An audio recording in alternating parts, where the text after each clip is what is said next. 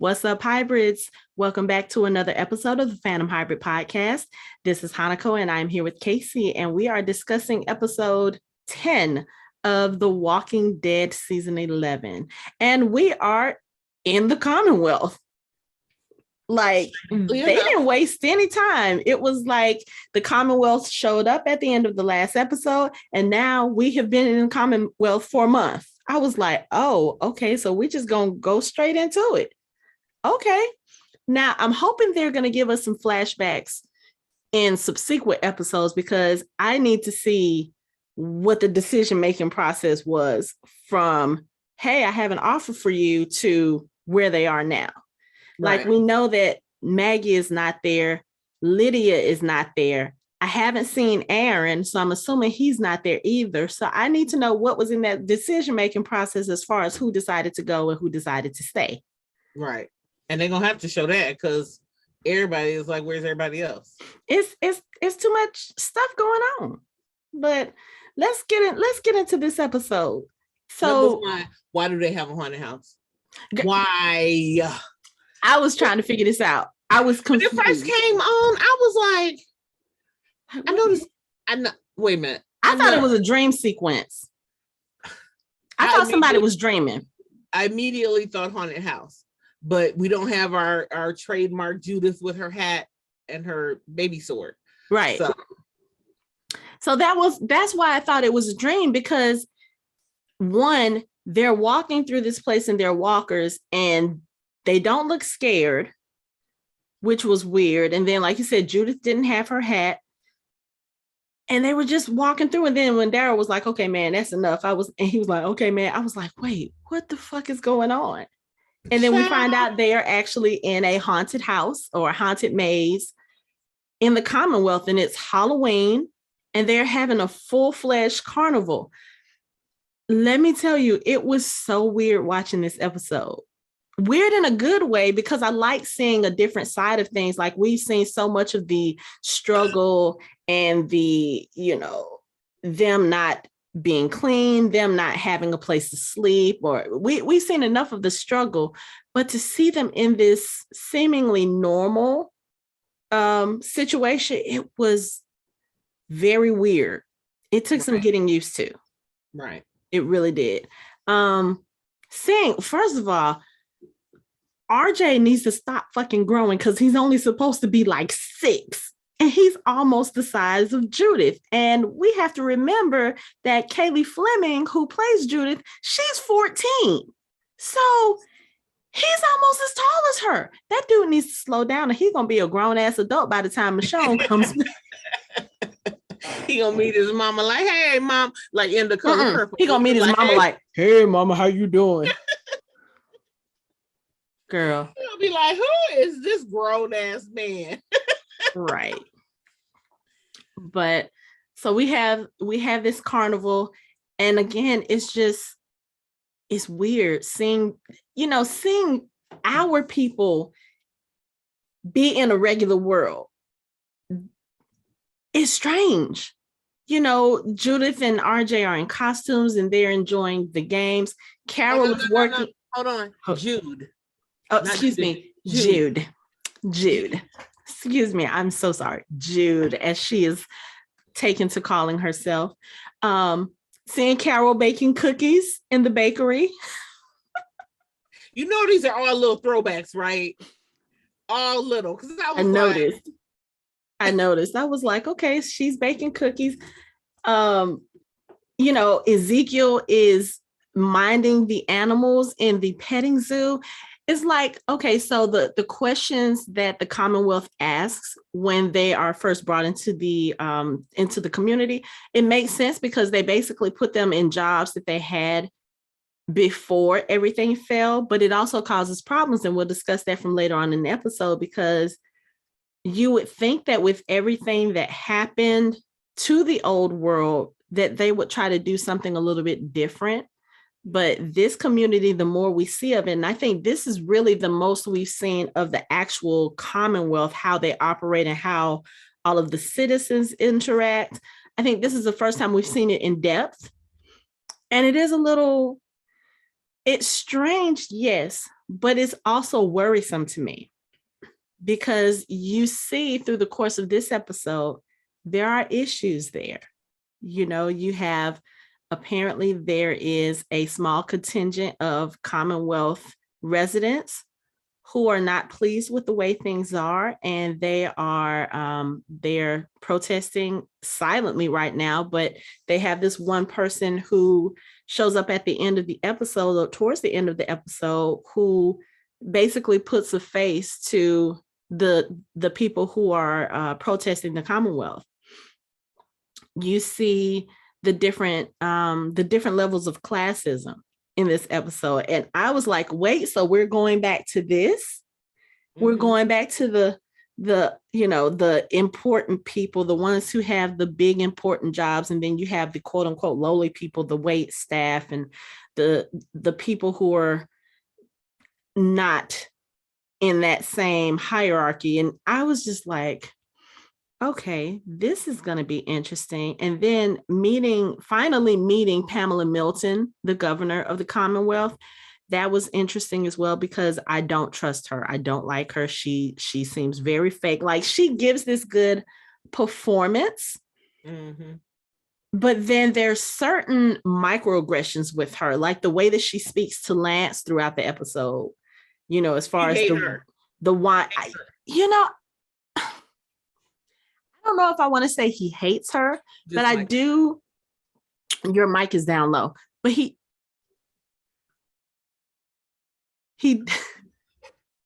but he does have, I think he does have some issues with her, because when we first were introduced to Lance and the way that he's walking around the Commonwealth, you think, okay, this is a guy who's important. He's the guy who gets things done.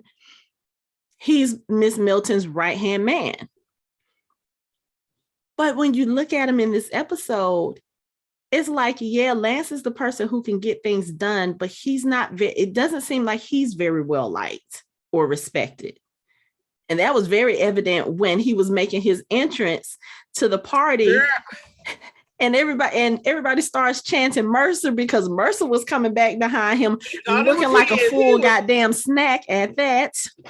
But Mercer is like, everybody's like, Mercer, Mercer. He looks like, of course, and walks in. I was like, oh, there's some interesting dynamics going on within this Commonwealth. And then to see that with the people there and then our people thrown in, it's just, I think he wants to be more important than he really is. He probably thought the position that he's in would have a little more recognition or stature, and he realizes that even though I'm this right-hand man, hell, the chief of the police got more love than I got. You know what I mean? So it's like he wants to be at a level that he thinks he is, but is really not when it comes to everybody else around him. You know what I mean? So he's one of those people that's he looking for clout. He chasing that clout, like, I am me, you know. And people are like, oh, it's you. Yeah. You know, kind of that because even when he was trying to find the perfect wine, I guess they were making it themselves. I'm assuming, because it never. That's really what I thought. That's what that's kind of what I gathered. Yeah. And so when he was trying to get the wine right, this is the thing that's gonna make them recognize me. You know what I mean? So he's looking for the accolade and the recognition of, I did something, look at what I was able to do. Yeah. But let's talk about this carnival for a little bit. Judith makes her first friend, which was cute, but it made me sad, because like when they were shopping, like, first of all, I'm kind of with, I forgot who it was. Somebody said the concept of dealing with money again is just bizarre. Yes, I think that as well. But May is the little girl's name who befriends Judith, and they're at a music store, which Princess works at, which is cool. I think that's real cool. But they're looking at old records, and the girl said something about, you don't get an allowance, and Judith was looking, it's like she didn't ask it, but she was kind of like, what the hell is an allowance? Right. Because we have to remember, Judith was born into this world when it was already zombified, walkerified. Right. She's never known the world previous and the concept of money and allowances and shopping. She's never had to do that before. Right. So watching her try to navigate this new thing and, not, I think for a girl her age, she's also worried about maybe not necessarily not seeming cool, but she doesn't want to seem stupid. But she is very much a fish out of water in this because she's never had to deal with this, and it's interesting looking at it from her eyes because everything is new for her. And you can tell that she wants to like it. She wants to be there. She wants to be comfortable, but it's so sad because she doesn't fit in yet. But it was just, I don't know. It was so. But you have to realize it's different, kind of in the same concept of the way when our survivors first get to Alexandria and the parties and these people oblivious to life outside of that wall, because I'm sure for May, all she's known is life inside the wall. She knows that the walkers, or as they call them, rotters, come during the carnival or during Halloween. And but for Judith, who's been out there with her mom and everybody else, slaying walkers, fighting, this is fish out of water for her, because she's like, what the hell are y'all talking about? Allowance? I'm lucky I'm alive. Right. I'm lucky I get to spend time with the people that I love. That's their currency for our survivors. It ain't money, because money means nothing to them. Yeah. But now coming into this new world, it's like, okay, I'm so used to fighting, trying to survive. Now all of that is now given to me. So now what do I do? And that's kind of where Judith, and keep in mind, this is a child trying to figure out her way. So because she grew up way fast, you know what I mean? She probably killed more walkers than a lot of the adults there. Right. You know what I mean? So how does a 10-year-old, or however she's supposed to be at this point, but how does she, as a little kid, even navigate this strangeness for them? Yeah. Even more difficult for a kid. But it's fun too to see her experience the new things. Like when she tasted the cotton candy, the look on her face, like, oh my God, what is this gold mine? Sugar. Yeah, because she's probably never had real sugar. So yeah, it's nice to get to see her be a kid for once. Seeing her and RJ in the apartment coloring, that was strange. But I like seeing it because that's what she should be doing. She's a kid. They're kids. They shouldn't be worried about, walkers who talk and who can kill their friends or all of this other stuff. So it's fun seeing her enjoy that. It's just, like I said, it was very strange watching this episode. I kept waiting for the punchline. Like I kept waiting for, okay, this is not real. This was a dream, or I just kept expecting something different because I kept waiting for the veil to come down because we know it's something wrong with the Commonwealth. Yeah. Like we know, I mean, even they can sense that something just ain't right. And so that's my anticipation. Like, what's going to be that thing to say, oh, this facade here is a facade. Right. You know what I mean? So it's going to be, because Carol is queen of snooping the hell around, and she already, you know what I mean, figuring it out. Like, because even was just trying to find out what's wrong with her husband, well, ex-husband, trying to find out what's wrong with him. She's stealing keys, and Carol is the person everybody underestimates. Oh yeah. Like, period. So which is how she likes it. She wants you to be not suspecting of her. Like when she brought dude all that wine and he's like, oh, you found a way outside the walls. So I need something from you. I need you to help me. I need you to work for me to give me what I need, but you think I'm working for you. Right.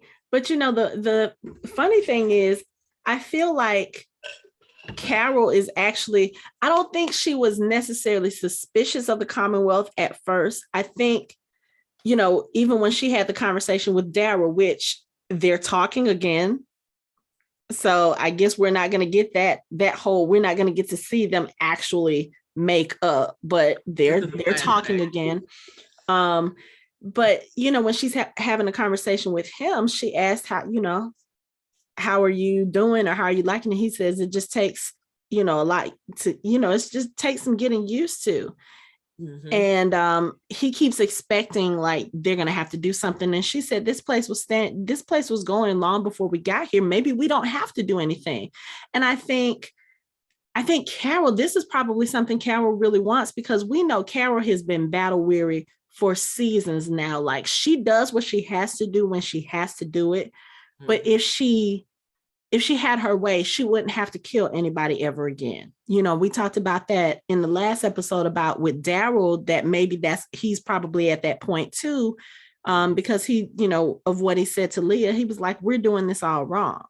What we survived all of this just to keep killing each other. And I think Carol has been at that point for a very long time.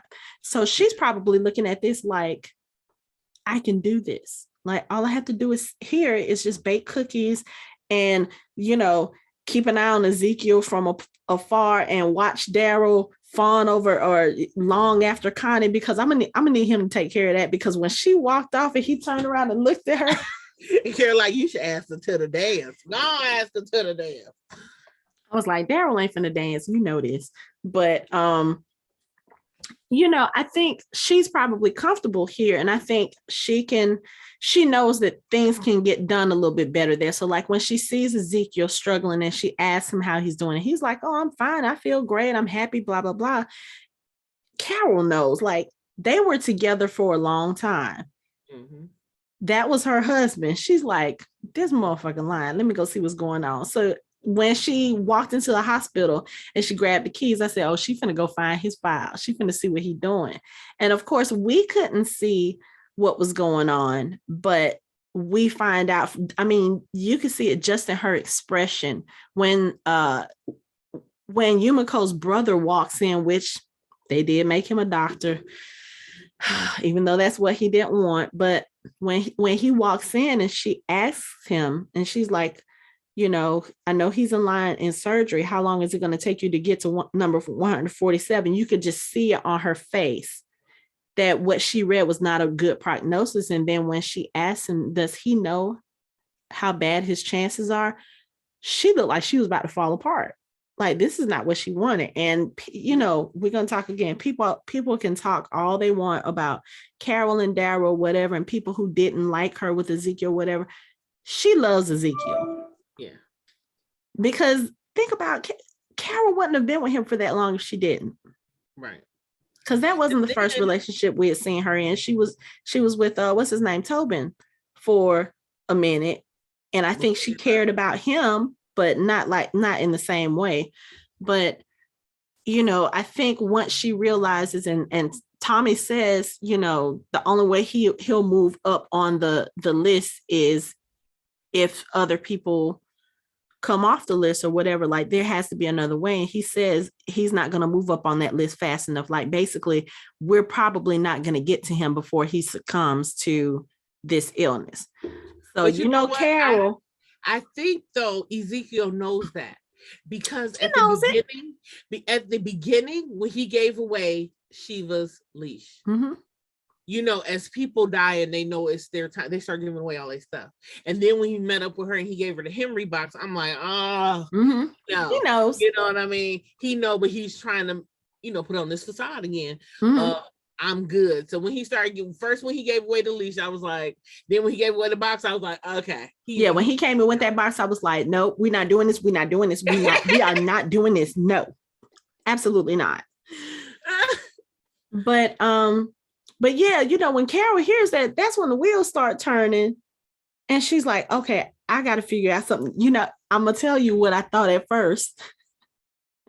I was sitting here thinking Carol's about to start. She's going to go find that list and she's going to start killing people. So he starts moving. I thought that too.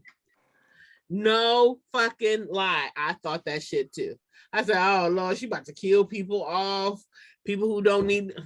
But I think she would do it. She would do it for him. She in a heartbeat. In a heartbeat. Mm-hmm. She making lace cookies and pies for everybody. Right. But then when the opportunity comes up, when she happens to witness that that exchange and Lance throws the wine, I was like, wait, did he just throw away alcohol? Like, you couldn't just take the alcohol somewhere else, like give it to anybody else, but you threw it away. Do you know how rare alcohol is in this world? But she finds the alcohol. She's like, oh, this is what he needs. And I don't know how she knew that wine factory or whatever was there. Maybe it was something that she saw when they were on the way to the Commonwealth. No, remember she broke in, hold on, let me rewind it. She broke in somewhere. Yeah, but that's what I'm saying. How did she? That? It was a winery, but that was outside the walls. That's why I'm like, how did she know that was there? Yeah, that's what Lance tells her when she walks in with the wine and he looks at it, because he knows they don't have that there. So he was like, you found a way to get outside the walls. And Carol doesn't say anything. Yeah, she found some way to, I don't know where that place was. It wasn't in the Commonwealth though.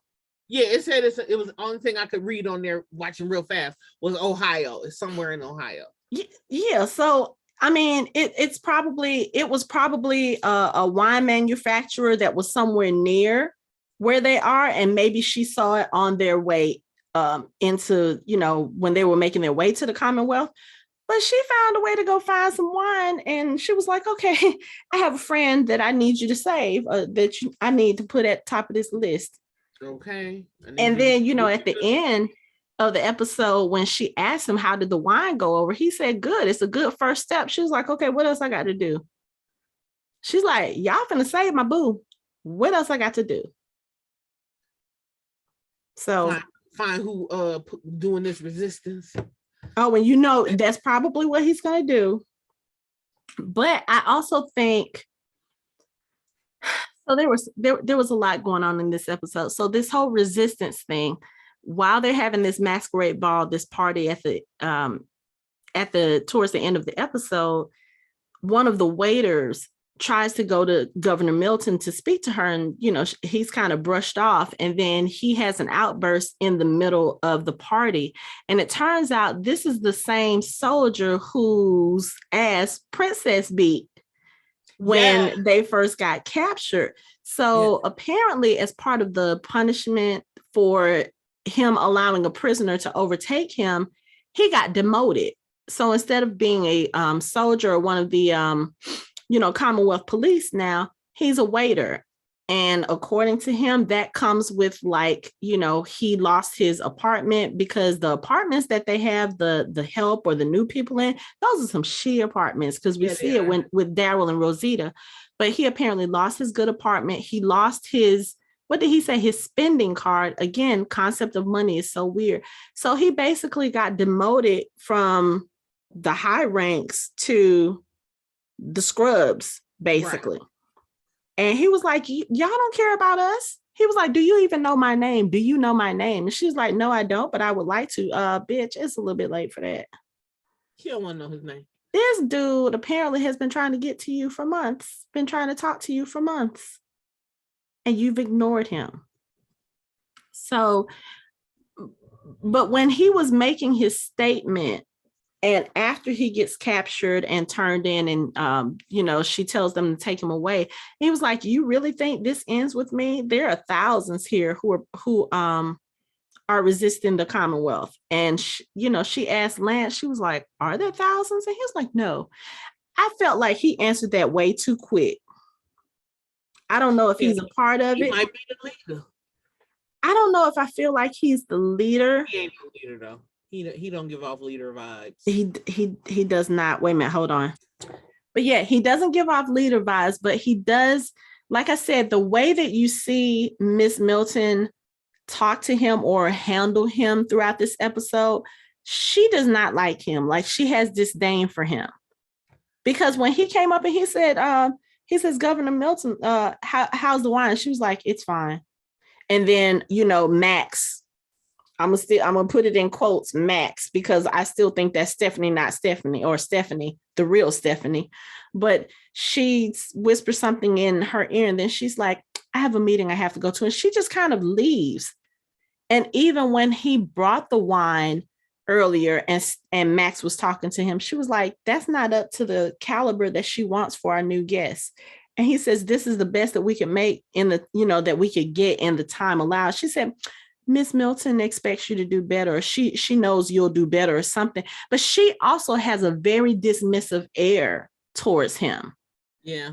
So that whole dynamic is really weird. And then when the guy, I think his name was Tyler, when he had Max hostage while he's doing all of this, talking to Miss Milton, she says to him, I'm the same as you. I'm the same as you. I was like, wait a minute, there's some other shit going on here. Because I think she was trying to tell, she was like, I'm the same as you. I'm the same as you. But she was whispering it. I thought she was saying that to mean I'm not high up. I'm a low worker too. Yeah, but see, that's the thing. She is a low worker. You know what I'm saying? I feel like she was trying to tell him, look, I'm in the same boat as you, to say, hey, I'm not the enemy. I'm on the same, I'm on the same level as you. But I also felt like that was her telling him, hey, I'm a part of this too. I understand. I don't know if she was doing that just to save her neck or if it was because of that. But there's some things going on in the Commonwealth. And I feel like at some point she and maybe even Lance both might have something to do with that, because they're not happy in their positions. You can see it. You can see it with Lance. You can see it with her. Even Mercer. Like, I think Mercer, and he says it when he's talking to Daryl, he was like, I see a lot of good in this place. As far as this place, what did he say? This place has it better than any others I've seen, or he says something to that effect. So I think he's there because of the potential of the Commonwealth and what it has. But there are certain aspects about his job that he does not like. Dealing with that little Sebastian asshole, that's her son. Girl, when he was out at there and he had all they weapons, and Daryl was like, is this a joke? Cause I know this ain't Daryl. What Daryl said was, I know this ain't my motherfucking crossbow. Not only that, he had Judith's sword and threw it, talking about this little toothpick. Do you know what this toothpick done to you? Do you know?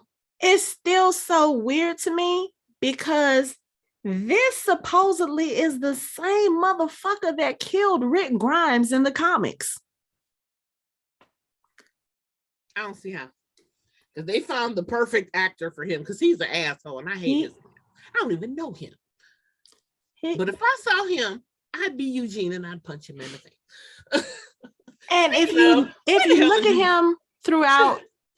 him throughout the episode, so basically what they're doing is Sebastian is doing his training so that he can become, I don't know. I don't think he wants to be part of the Commonwealth Police. I think he just wants to have all the skills so that he can be a badass and so he can pretend like he can do all this shit, whatever. But if you know what it is, his mama think he ain't shit. His mama is right. Because when they was out there, his mom walked past looking at him struggling. His mom like, this motherfucker. That's not only that though. But not only that, I think she was also looking at the way that he talked to Mercer. Like, and the way that he was talking about that, like, you have so much disrespect for the quote unquote help. But and she was looking nothing to correct it. And she doing pretty much the same thing. She's just doing it with a smile on her face and with a little more class. She ain't doing nothing to stop that shit. Because smack his ass, what I say since the beginning of this show, every kid on here need a whooping. Every last one of them. The grown kids, the little kids. If some whoopings was passed out. He don't need no whooping. He need his ass beat. Like, he needs somebody to punch him in the nose again. Like, I was so glad to see Eugene do that in that episode. But he need, like, I was waiting for Daryl to slug him, because Daryl wanted to. I was too. Like, is he gonna punch? You know, Rosita was probably, if Rosita, let me tell you, she got some control, because when she said she volunteered, and he said, that's okay. Give her a bag. He said she can carry a bag, especially if she looks like that. I was like, you know, Rosita wanted to punch him in the face. Girl. She was probably looking like, I ain't had to deal with none of this kind of stuff in years. And now I come to some sort of civilization and I have to deal with that attitude again. Like, dude, there's some vestiges of the old world that should have died. And that kind of sexism is one of them. You know that all three of those people, Mercer, Daryl, Rosita, you know, they all wanted to beat his ass. I think a lot of people want to beat his ass at this point. Like, put his ass outside the walls. That's what you do. Don't whoop his ass. Put him outside the wall. But you know what makes me worried is Rick is not there for him to have that comic book death. So that means somebody else is going to get killed in his place by this little asshole. Aaron is not even in the Commonwealth, I don't think. Not yet. But you see, 6 months ahead, they're going to get the masses. They bet. I mean, he mirroring Rick. He ain't got no hand. He got the scruff. He got a kid. I have a headache. Because I don't want Aaron to die. And if he has to die, he deserves a better death than that motherfucker. I would have rather him be killed by the walkers in the goddamn basement last week. Hey. It's gonna be Aaron. That's the only next logical solution, unless he try to get back at Eugene. But they would, in order for him to have, he need to kill somebody big, and that would be an Aaron. Yeah, because who else is there? Father Gabriel, he ain't gonna kill no priest. Eugene, Eugene punched him in the face, but Eugene don't affect that much change that it's gonna make a difference. I mean, in the nicest way, if Eugene passes away, especially by this little shit. It would have to be. It makes no sense to be anybody, because we know Daryl don't die. Otherwise, it would have to be Daryl. But we know he don't die. And I'm gonna tell you now, if Daryl were to get killed by this little motherfucker,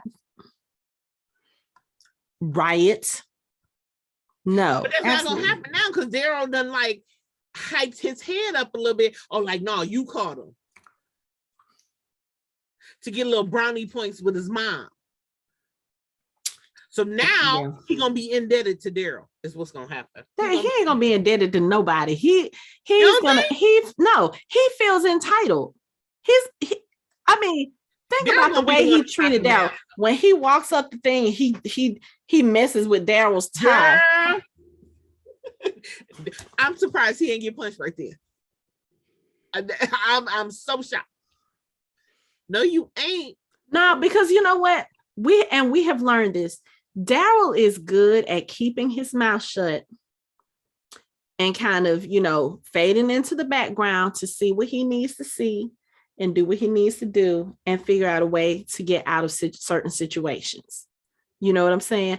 In that instance, he and Rosita both are still trying to join the Commonwealth Guard.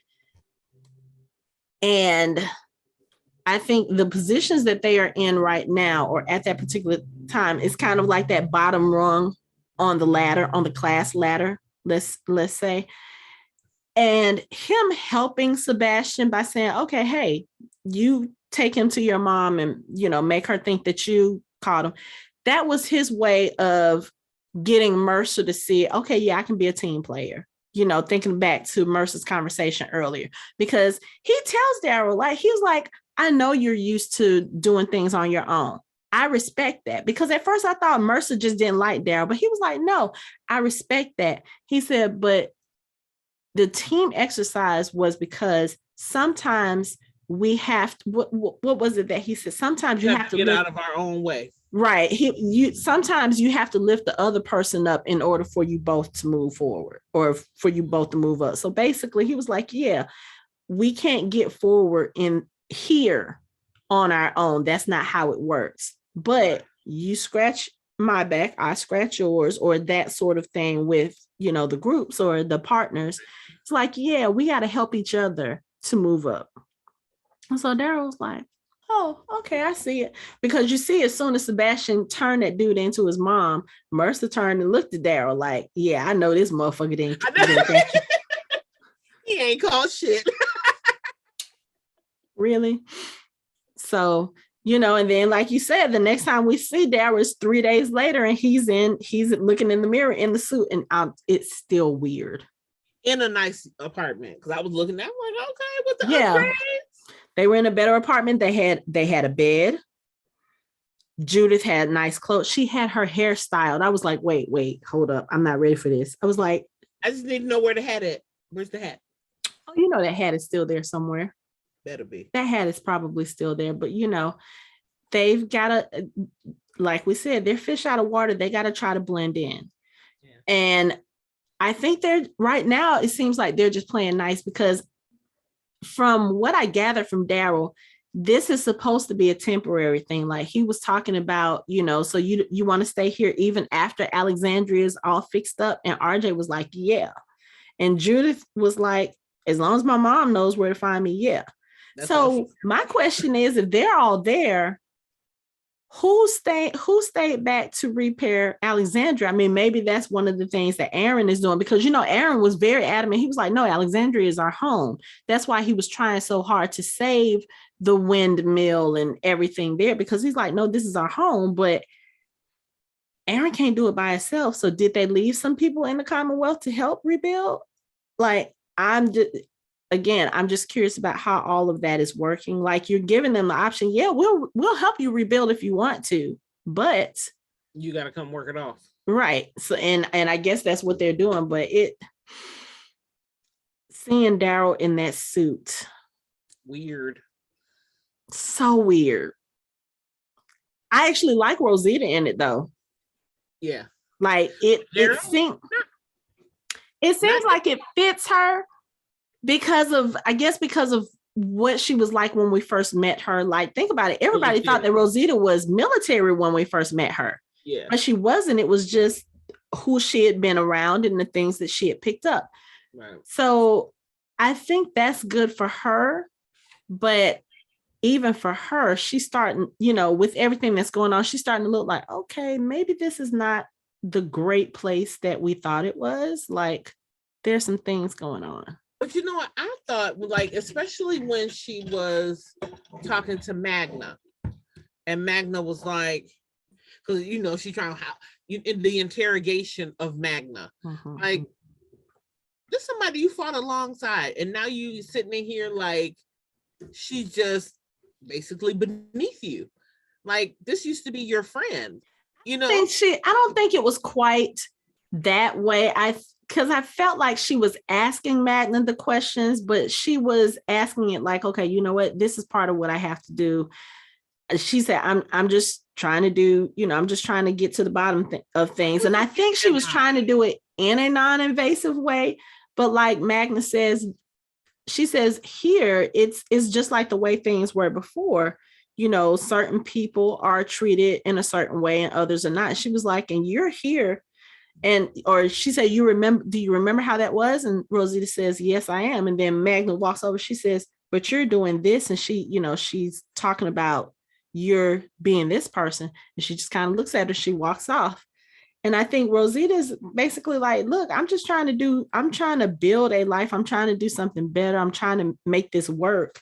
But I think at this point now, she's going to be put in that position where she has to really decide, okay, am I on the Commonwealth side or am I on the people side? Because I think what's going to happen is she's going to start to see that classism that they were accused of. And she's going to start to see how some people are treated okay. Like you saw, Yumiko was there at the party with her brother. And she looked like she fit in. I hate to say it. Yumiko looked like she might have been one of those bougie bitches before the word.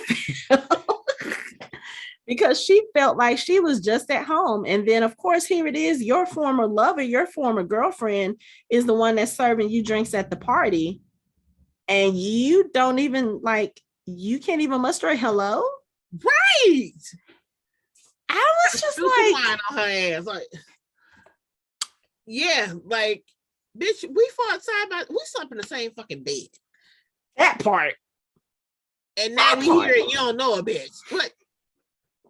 I don't know. Like I said, the whole thing was, all of that was just weird. Princess, like I said, working in the record store, that seemed like something she would do. But girl, let me tell you, when she was sitting there watching the red carpet and she spoke to Mercer and she shot her shot, she was like, yo, drink of water. She was like, I just want to let you know you look good. He was like, this is really not my kind of thing. She was like, oh, yes, it is. Trust me.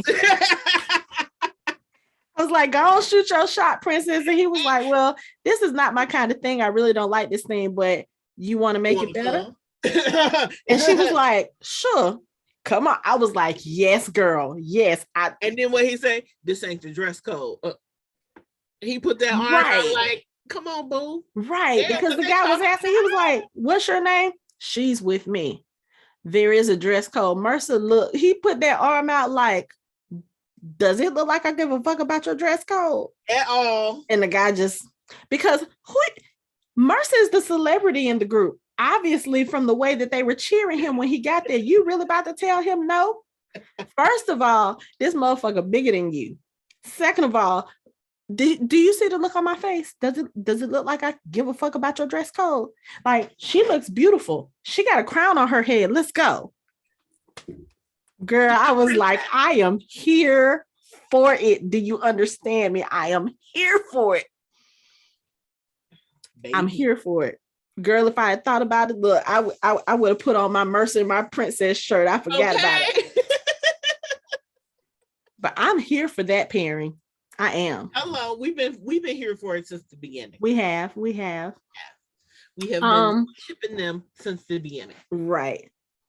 While we're speaking about couples, did I not tell you in the last episode that there was going to be some problems between Gabriel and Rosita? They are not together anymore. They are not. Nope. Oh. I told you. I told you.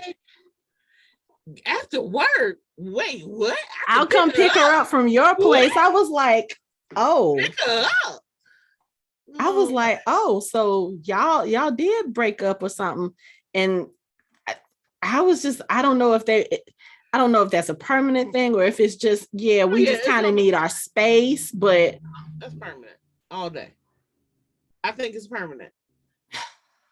I mean, Rosita go through men like draws, so she'll have a but you know what? I feel like, but you know what? And people say that, but if you think about it, she was with Abraham for a long time. The only reason why she wasn't with him was because he left her for Sasha. Okay.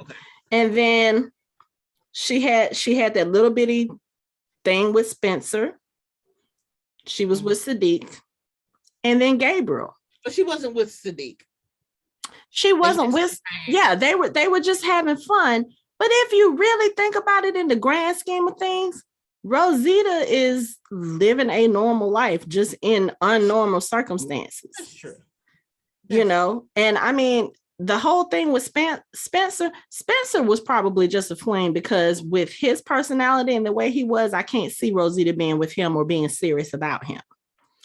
Sadiq probably could have been a serious thing. And I'm still mad that we didn't actually get to see more of that, because especially that scene of them talking when she was sick, I was like, I could have got behind that relationship. Yeah, I definitely could have got behind that relationship. Yeah. Her and Gabriel was weird to me. Yeah. But it was starting to grow on me. And now that they're not together, I'm kind of like, what the fuck? What? But I did notice too. But they had been together for a while, because remember they were still together when Negan was in jail. Yeah, they've been together since she was pregnant. Yeah, they've been together since she was pregnant, since she found out she was pregnant. Yeah. But the other thing too I noticed is Gabriel has his collar on again. He does. So maybe that was just a temporary thing while they were in that battle at Meridian. Maybe maybe he just took it off, or maybe after that campfire discussion he had with Daryl, when Daryl said, are you trying to get me to have faith? And he said, maybe. And he said, so am I. So am I. He was talking to himself like, okay, maybe I need to have more faith. So maybe that conversation just made him say, okay, you know what? Maybe I need to have a little bit more faith and all this other stuff. So, and especially since he killed Father Reaper, and Father Reaper heard the voice. Heard the voice. Right. So he was trying to get himself back, maybe. I don't know. Yeah, but that whole conversation of them, I'll come pick her up from work. Well, she can just stay at my place. I know you have the Lacia. I was like, I'm not feeling this. No, y'all need to work together now. I wasn't even a hardcore Rosita Gabriel shipper. I was like they were growing on me. I was like, it's weird, but I liked him with her better than I did him with Anne, because that was really weird. But now I'm just kind of like, weird. Now I'm kind of like, okay, I need y'all to fix this shit right now. Goddamn it, fix it. Go to y'all room and don't come out until y'all got this shit together. Yeah, we're gonna send them to their room. Right. Unless they give Rosita another damn love interest, then nah. What if they gave her Spencer's ass? Not Spencer, Sebastian. No, absolutely not. Absolutely not. Rosita. Do you see the look on my face? No, absolutely not. Let's see, couple wise. Okay, again, Daryl fawning over Connie. Yes, I'm here for it. I'm here for it. They sitting there talking and he's asking her questions. Now, okay, here's the other thing. The other thing I like about this episode is that we are getting to learn a little bit more about the group. Now that they're not fighting everybody, we get to find out a little bit more. So Connie was an investigative journalist before the world fell. And she had actually interviewed Pamela Milton before. And what was it? Got her brother kicked out of the Senate.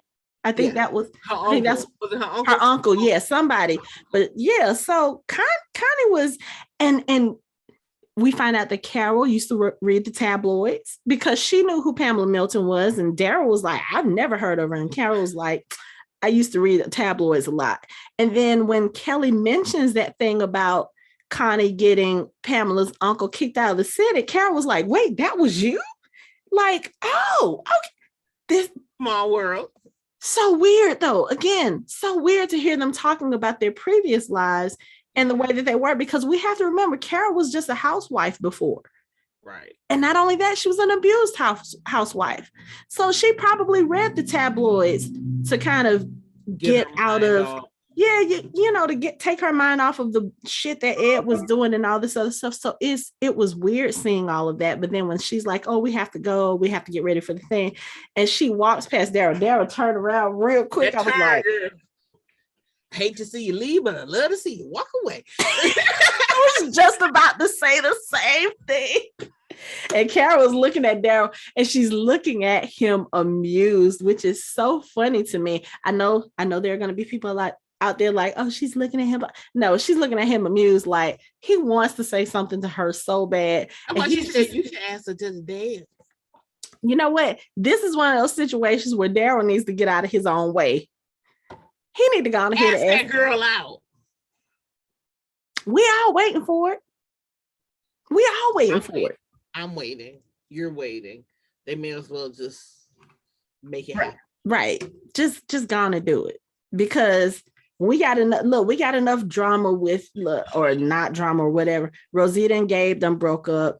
There's that tension between Magna and Yumiko, because they broke up even before stuff, but they still care about each other. But now Yumiko is up here and Magna's down here as far as their positions within the Commonwealth. I'm gonna need Daryl and Connie to get it together, because I mean, hell, if Carol can acquiesce and toast to new beginnings or fresh starts with Ezekiel, okay, Daryl, I'm gonna need you to get it together.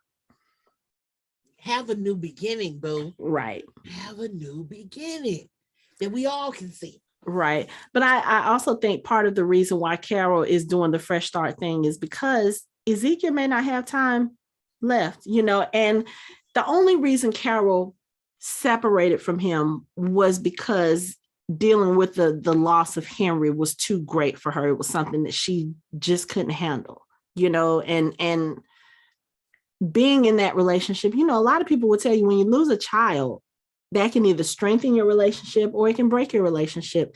Mm-hmm. And she never said that break was permanent. Let's be honest. She never said it was permanent. She just couldn't deal with it then. She and then curled up in that arm like they doing it. You know what?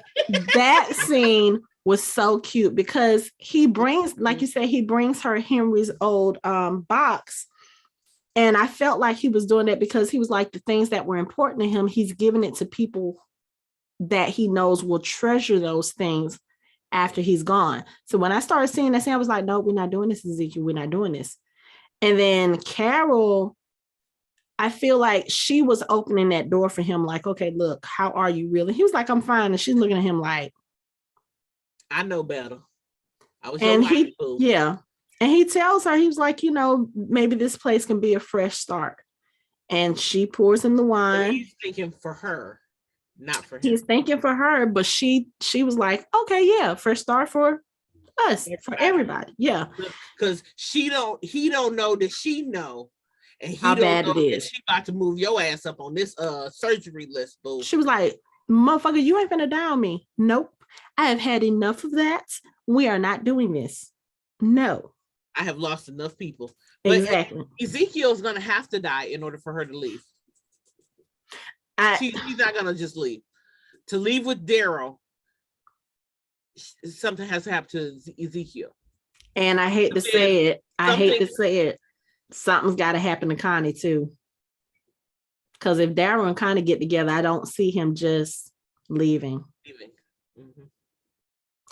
Unless it's something begs the question then, what about the kids? Because the only way, I don't think anything bad is going to happen to the kids, but that's how he's going to find out that Rick is still alive. Because why else would he leave? Why else would he leave them? Look, speaking of which, let me break into the story commentary to talk about this. So today, like I said in the last episode, I'm going to this convention called Fandemic. So I'm on one of the Facebook groups, and somebody posted a picture from a restaurant worker here in Atlanta that was taken last night. Andrew Lincoln is in Atlanta. He and Norman went out to dinner last night, and this guy took pictures with them. So everybody's like, oh, he's here. Is he coming to Fandemic? I'm like, no, y'all asking the wrong fucking questions. He is in Atlanta while they are filming the final episodes for this show. Can we please get Rick on this show in that last episode? And everybody's like, yeah. Andrew Lincoln. Why else would he be here?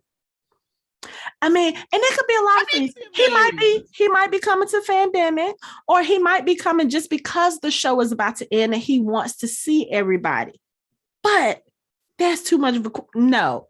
That if y'all don't give me some fucking Rick Grimes in these last few episodes or in that last episode, you know what would break my heart? Although I'm praying it don't happen, because tonight is what? The premiere. Mm-hmm. At Nick and Norman's in Sonoya. Girl, don't say it. Don't say it. Don't say it. Don't say it. Don't say it. Because if he shows up at Nick and Norman's tonight and we couldn't get tickets because it was sold out, I'm gonna be so hurt. I'll be so hurt. Oh my God. Oh, I didn't even think about that. That was last night, right? That was last night. Yes. And more than likely, where do you think he's staying at? Okay, we're going back to the show because now I can't. Hypothetical, because where do you think he's staying at? We're gonna go back to discussing the show because I can't. But I'm gonna check, because what time the show start? They start at what, 8:00? What time they normally start the little thing? 9 is when the actual episode premieres. So, but they have AMC Plus, so they may do both episodes. Remember, like they did for us, didn't we get? They might, but given the way that the schedule has been, I don't think they're going to do it. I don't know. They may, but okay. I'm not. Can't think about that because you got me wanting to go down to get in my car and go to Sonoya anyway, just to be like, okay, let's drive around and see if we're gonna see him. Like, we have time to get there. It's only 7:00. It's gonna like I can be dressed in 10 minutes and we can go. Girl. Horrible. Why you do that to me? I'm sorry. I'm not sorry. Sorry, not sorry. We just go keep our fingers crossed that on March 6th, somebody show up. Yep. March 6th is our night. I can feel it. March 6th is gonna be a good day. Yeah, because Norma was in Sonoya, I think yesterday. Somebody posted a picture. Yeah. So yeah. But I mean, they are shooting, so he would be in the area. So, but okay. Now you got me thinking about it. But yeah, anyway, going back to the show. So yes, so I think you're right. I think something would happen to Ezekiel would have to die for Carol to leave, because that might be her last straw. Like, okay, you know what? I'm not doing this anymore. I worried that something would have to happen to Connie as well for Daryl to leave. Mm-hmm. But I don't necessarily think that Connie would have to die, because at this point, I feel like Connie, with her being an investigative journalist and her asking the questions that she asked Pamela Milton tonight, like, so how would your father feel about the classism that exists in the Commonwealth now? I feel like she is going to be on that down with the Commonwealth side. Maybe not down with the Commonwealth, but she's going to be the one that's asking questions. She's going to be part of the resistance, maybe in some way. And Daryl, with him being a Commonwealth soldier now, maybe that'll put them on opposite ends of that fight. And that might have something to do with it. I don't think that would get in between them, though. I honestly don't. I hope not, but I do feel like Daryl sees people for who they are. Mm-hmm. Like, period. I don't think something like that would. Connie would have to kill Dog for Daryl to not fuck. And that ain't happening, because like he said, Dog likes Connie better anyway. So it would have to be, she would have to do something detrimental to him for him to stop fucking with her. Yeah. Like, honestly, or the other way around, for her to stop fucking with him. But I mean, like I said, the only other thing I can think of is that something happens to Connie and she dies, and I don't want to think that, because I don't want Connie to die. So we won't worry about the spinoff right now. Not even the spinoff, but especially with this coming to an end, we know everybody's not going to get a happily ever after. So I feel we're going to lose some of the people that we've held on to for a while. I feel like some of those people, and it's not going to be nobody that we think, but it's going to be somebody who's been around. You know what I mean? Because something is going to happen where they either have to go outside the walls, or they're going to have to go outside the walls, because I think they're so well protected in the way that they have their city set up and how they keep expanding and expanding. Mm-hmm. There is something. Carol found a way out, so there's a way out. Yeah. You know what I mean? So that's gonna have to, I'm sure they'll explore it and give us to where we're gonna be like, okay, then what, we're gonna figure it out. But something is going to happen to kick all this off. Yeah. But we know at least two people survive, Daryl and Carol. Yeah. I don't know. But the Commonwealth, I don't know. It just seems like, and I'm watching it in the background, it's like you have this nice facade, and then, like you said, I'm just waiting for the veil to drop. Yeah. And let me tell you, that little secret room that dude had in his closet. And Rosita would be the one to find it. Of course. Rosita is going to be the first one with the doubt. Because you see how gung-ho, let me go investigate, let me go see what I can find out. But now that she found it, she sees all the equality and all the resistance for the workers, and she flipping through the little flags and all that. So now she's like, because now I'm this person that's on this flag. This is me. Hold on, what's going on? Yeah, because there's a reason. People don't just do shit just because. Nobody thinks, oh, just down with the military, down with the police. Exactly.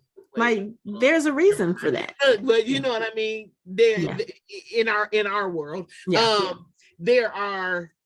it's a reason for it. I mean, even in our world, there's a reason for it, but we won't even get into it. That's why I said, we gonna live in Walking Dead Commonwealth world for this. But you know, there's something. Mm-hmm.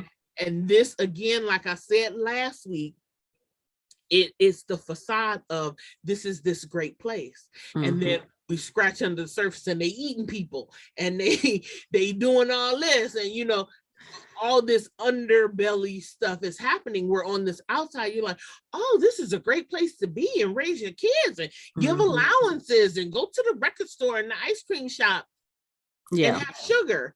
But under that, what the fuck is going on? Because it's something. We're gonna find out what it is, but there is something, because all these places that give off this where it's great to be here. I mean, short of Alexandria, Hilltop, and Oceanside, those places were authentic in what they were. You know what I mean? The kingdom. Yeah, and the kingdom. They were authentic in what they were. If people came there, this is a real sanctuary. We're inviting you in as family. We're inviting you to be a part of our community. You know, in the beginning, they had the 3 questions. You answer these 3 questions, and this is what it is. We what you see is what you get. And now you go into these places where there are 50,000 people, and on the surface, it's a grand sanctuary, but on the underside, it is classism and people not being able to live a good life. You know what I mean? So that's where we gonna have to figure out, like, hey, do we go back to Alexandria? Because that's what he asked the kids. Y'all want to stay here? Like, even after our home is where we've known. Because now Judah's able to be a kid. RJ is able to be a kid. Of course, they don't want to go back to Alexandria where they fighting walkers and, you know, they have sampled this great life and they ain't gonna want to give that up. Yeah. It's weird seeing Jerry call Ezekiel by his name and not boss. Wasn't it? That is so weird. Like, I've always felt their friendship, but it's always been like, because Ezekiel was the leader of the kingdom, Jerry always treated him as such, even when Ezekiel told him, stop calling me your majesty, stop calling me boss, because I don't deserve it. And he's like, okay, boss, you know, just like one of those, like, no, you're still my leader. To see him address him just as Ezekiel, and just that was so weird. There was a lot of weird about this episode, not in a bad way, though. It was in a good way. It's just going to take some use to seeing them interact with other people, doing normal things. And it was Rosita who said it's so weird worrying about money again. Having to do all of that stuff, that it's just going to take some getting used to, which I know that's probably not, I don't know how long this is going to be. I don't know if they plan on staying in the Commonwealth. I know Daryl certainly didn't intend it, but like you said, Judith and RJ want to stay. So maybe they end up staying until something happens, and then Daryl and Carol go on this road trip, which again, we still don't even know what the whole premise of that show is going to be. Like, are they leaving the Commonwealth for good? Are they going out to search for things to bring back, or are they going back to Alexandria and they're searching for things for Alexandria? Do they get a line on Rick and Michonne and say, hey, let's go? Like, we don't even know what the premise of it is. Right. So it could be that everything is all hunky-dory in the Commonwealth, but no. It's not, because why are they then going to Hilltop and trying to force Maggie? We don't know what they're forcing her to do. Right. But what she say, it don't have to be like this. And he said, yes, it does.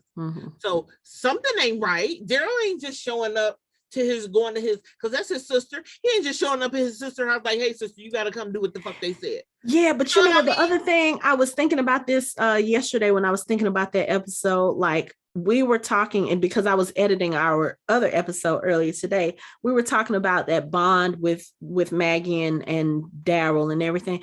But I think the other thing we have to remember is, again, Maggie left them didn't even tell them that she was leaving, and was gone for 6, almost 7 years. No notes, or, she was keeping in touch with Carol for a while. If I hadn't talked to my friend in 6 years, I don't think that would make me feel any less. And maybe in this world, I would feel that way. But in their world, think about everything that had happened. Rick had just, quote unquote, died. You know what I'm saying? Michonne just had this huge betrayal by someone who used to be her best friend in the regular world. This woman took all of the kids in the whole fucking community and tried to turn them into baby killers. You know what I'm saying? And Michonne shut herself off from the rest of the communities, but they were still there. Maggie left and went with Georgie and didn't tell anybody that she was gone. So Daryl didn't know she was gone. Yeah. Michonne didn't know she was gone. Whoever was writing the notes to her, because I think Carol found out about it and put the note in there about right? In Enid and everything when the Whisperers died. But there were more letters in there that Maggie never bothered to check. And Maggie says it herself. She just up and left. Like one day I was going to go check the letters and I just decided to keep on going, and I just kept on going. Like, you had it in your mind that, okay, you know what? I'm going to look out just for me, and I'm not going to worry about them. I'm not going to let them know that I'm okay. I'm not going to let them know that I'm still alive. You abandoned them for 6 years, for 7 years. And in that time, 3 of your best friends were killed. 3 of the people who were the closest to you were killed. Right. And you weren't anywhere around. Right. And then y'all come back, y'all go through this thing, you take these people to go retake your home so y'all can get food and stuff. Yeah, I understand that. But think about all the people that died on that, on that too. So it's just kind of like, there could just be a whole bunch of things. And then, of course, she killed the rest of the Reapers, injured Leah, after Daryl was kind of like, okay, no, we gave them our word that they can go. We're just gonna squash this. And she killed them anyway. Daryl was pissed off with her about that. That's true. So we don't know what happened in between, like, again, in between those 30 days from when the Commonwealth showed up in Alexandria and where we pick up the story. And then again, it's 6 months in between that time from what we saw in that time jump. So we don't know what could have happened. That's true. I'm sure we're going to find out. I wouldn't think that it's anything for Daryl to be like, okay, I'm about to go fight Maggie. I don't think whatever issues they have is to that level, because even with him and Carol, they just weren't speaking to each other. But I think even during that time when they weren't speaking to each other, if Carol had needed him or been in trouble, Daryl would have been the first one there. I feel he still would be that for Maggie, but we don't know what's going on. And the way that they're unfolding this story is kind of like, okay, they're giving us this story now, but I have a feeling they're going to have to do a few flashbacks to kind of show us how we got from point A to point B. Yeah. Because other than that, we're going to have a lot of questions, and you can't leave us with those kinds of questions in the last season. No, they cannot. So they don't tell us, but I don't know. I just hope it's not nothing that's going. Well, because I want to say fracture the group, but they're already fractured because they're not together. They're fractured, but I don't think it's anything that's going to be like a permanent, like, oh, you know what, we threw. I don't fuck with you no more. I don't think that's going to happen. Not with Daryl and Maggie.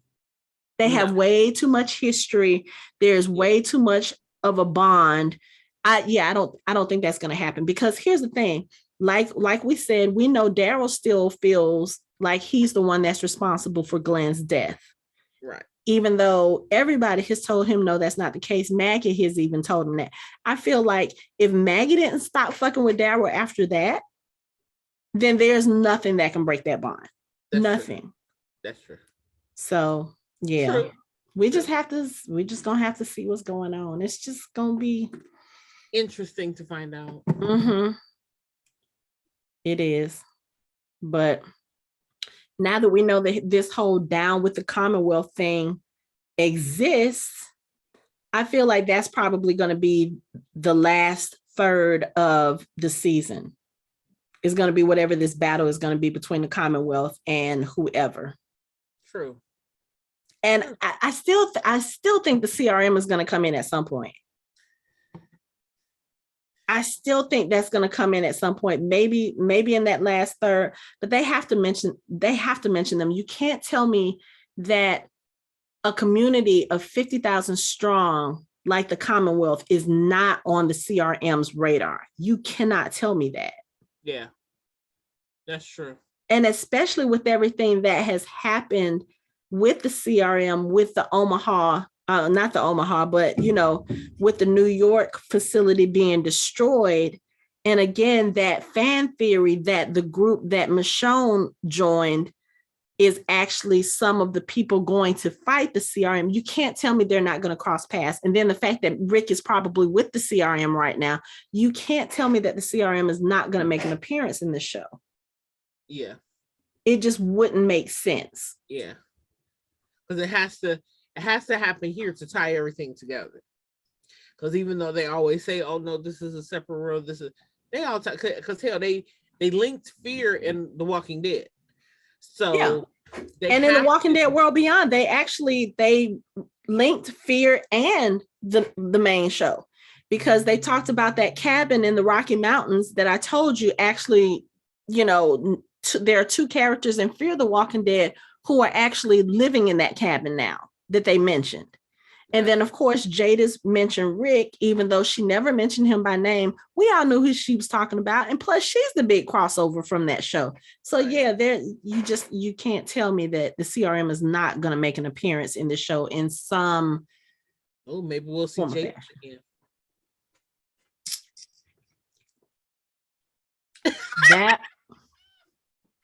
That would be interesting. It will. Jada Stokes. Yeah, with Gabriel's last name. That would be interesting. That would be interesting. Let's see if the father's wife shows up. The preacher's wife. And you know what? No. If anybody is his wife, it would have been Rosita. I don't think him and Anne had that much of a connection. But, did we cover everything in this episode? I think so. I think we did. And everything that's worth mentioning, I think. It was a good episode. It was. What happens next?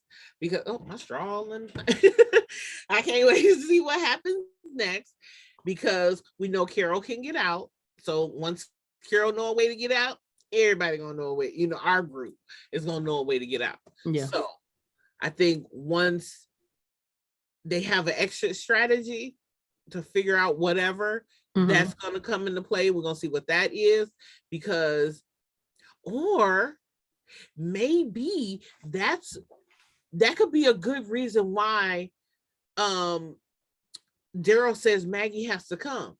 Maggie and Carol. Maggie already didn't want to go for whatever reason. And if Carol is able to get out, we don't know how far each are from each other, but if Carol's able to get out, maybe she's telling Maggie, hey, this place ain't all it's cracked up to be. If we able to sneak some people in, you never know. I don't think it might, but it's a theory. Yeah. But I don't know. We're gonna see. But I think with Carol knowing how to get out, Carol don't play. Carol is our was ace in the hole. Yes. Carol's our ace in the hole. So we just need to start watching Carol a little more closely. I'm gonna say that. Because especially if she's gonna be working with Lance, like I get why she's working with Lance, because she wants to save Ezekiel's life, but what is that gonna cost her? Oh, absolutely. So what is that going to cost her? And is the cost that she has to pay, like, whatever it is he has her do, because he said this is a good first step. So obviously that means that she's going to have to do a couple of things for him to be like, okay, you know what? Put this dude next on the list. What are those things? And what is she going to have to compromise? Like, is it something, is he going to give her something to do that she's going to have to weigh and say, is Ezekiel's life important enough for me to do this? Right. You know what I'm saying? Like, if he tells her that she has to do something that will inherently harm Daryl or the rest of the group in order to save Ezekiel's life, is she going to be willing to do that? And I don't think she's going to be able to do that. So that's gonna, I don't know. It's going to be interesting to see what she has to do. Let's see. Again, I'm here for the Mercer and Princess thing. Oh, I was gonna say this. Yumiko's brother is a recovering alcoholic, I think. Because he sure was down in that goddamn liquor. He was and like, the shakes. We'll enjoy it. He had the shakes. Did you see him when he was holding? He was shaking very visibly. He was. So he's either a recovering alcoholic or something about that whole thing just like is triggering something for him. Because he was like, if this is the life I gotta live, I might as well enjoy it. And he's just, I was like, oh, something is going on with him. You're right. Like, Yumiko, you don't like, and she's just looking at him like she's worried. This dude has been telling you since y'all got back in touch, since you found him, that he didn't want to be in this part of the life. He didn't want to be a doctor again. He didn't want to be in this hierarchy with the Commonwealth. And now he's here probably by force, because they probably made him, you know, who knows what they told him. They arrested his ass. Yeah. And you know, they had to threaten him in some kind of way to say, okay, you can either be a doctor or we'll cast your sister back out, or something they had to tell him. Yeah. But I don't know. But that's her fault. Everything that happened is her fault. My brother. But she didn't know. She didn't know. She didn't know, but it's still her fault. Shut your goddamn mouth till you figure out. You think you, and that's the thing. You don't show all your cards in the beginning. You don't know where you're going. Mm-hmm. Yeah. Like, you don't know. I don't know. That's true. Carol definitely ain't showing all her cards. So. Oh, she never does. She never does. Ever. Carol is like the undercover extraordinaire when it comes to infiltrating these communities. Hello. So. Hello. Carol gonna stay the cookie baking home economic teacher she is. Mm-hmm. Carol not going. Yep. And the name of the place that she went to, it was Vincent's Fine Wines. Okay. Mm-hmm. In Ohio. Yeah. So they're in Ohio. Yeah. Because she went in the same day and was back. Yeah. Yeah. So they're in Ohio. Okay. Yeah. So. Okay. Oh, okay. So the preview for next episode, Stephanie Not Stephanie is missing, apparently. I saw that. But is she really missing? That's going to be the question. Eugene thinks she's missing because he ain't seen it, but she down with the resistance, baby. I mean, could be. Possibly. But here's the other thing, too. I don't really trust that Max girl. Something about her does not, supposedly the real Stephanie. They call her Max? Yeah, that's what Pamela Milton told the guy when he had her by the throat. She was like, please let my assistant go. Her name is Max. You know, basically like trying to, yeah. Okay. So. Sure, her name is Max. Stephanie. He probably know her already. But yeah, so Stephanie Not Stephanie is missing. Eugene is talking, Eugene is saying that the only way for me to save her is for for me to expose myself, I'm like, okay, so is Eugene part of the Commonwealth resistance? Like, it would be on brand for him. But I don't know why he would do it, since the Commonwealth went and got the Alexandrians. Like, so far, they have done everything that they told him they would do. Like, they have kept their word. Yeah, but I think at the end, Eugene wanted to make sure everybody was all right. He knew they were starving. He knew they ain't had no food. He knew that this was possibly a way to save them. Mm-hmm. And now that they are there, or at least most of them are there, mm-hmm. Eugene been a con man since the beginning. Why would he? When Negan took him hostage? Oh yeah, I'm on y'all side. My pickles, my video games, my girls, my ladies, all that. But what did he do in the end? Fucked all their hands up with them goddamn guns. Right. Because at the end of the day, nigga, I'm a survivor. I'm trying to survive. Yeah. So Eugene and Carol are the same person. Eugene goes about it the long way. Yeah. You know, but they are the same, where I'm not finna show you all the cards in my hand. Mm-hmm. I'm not finna show you everything I'm working with. I'm gonna let you believe this is what this is. Because even remember when he was with Negan and he was being all mean and shit to Father Gabriel. When he was like, oh, you messing this up, whoop-de-woo, whoop-de-woo, whatever. So Eugene gonna play that role. Yeah. Eugene and Carol are the same person. They're gonna play the role until it's like, bam, here I am. Yeah. This is me. I ain't never switched up. It is what it is. Yeah. So Eugene and Carol are the same person. Okay. I see that. Okay. I know. Okay, so like I said, this Commonwealth episode was very interesting. So I'm curious to see where it goes, but it looks like they are moving full steam ahead. Like the 2 episodes that we've had so far in this second part of the season, they've not slowed down. It's been action-packed from start to beginning.